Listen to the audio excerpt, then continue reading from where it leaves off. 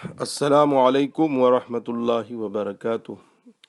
پشاور سے محمد بلال صاحب کا سوال ہے کہ امام صاحب کا ایکسیڈنٹ ہوا ہے، تو 4 رکعتوں والی نماز انہوں نے پڑھائی، تو 2 رکعتیں کھڑے ہو کر پڑھائی اور 2 رکعتیں دوسری جو ہیں وہ بیٹھ کر انہوں نے پڑھائی۔ تو کیا نماز اس طرح امام صاحب اور مقتدیوں کی درست ہو گئی یا نہیں؟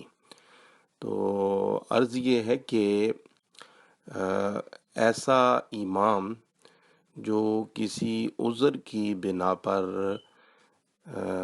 بیٹھ کر نماز پڑھاتا ہے اور بیٹھ کر رکوع اور سجدہ وہ کرتا ہے، تو اس کے پیچھے کھڑے ہو کر پڑھنے والوں کی نماز جو ہے وہ درست ہو جائے گی۔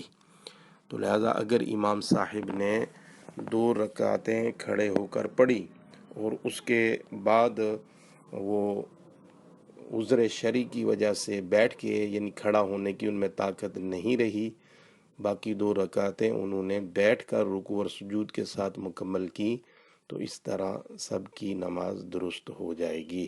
ھذا ما فہمت واللہ ورسولہ اعلم بالصواب۔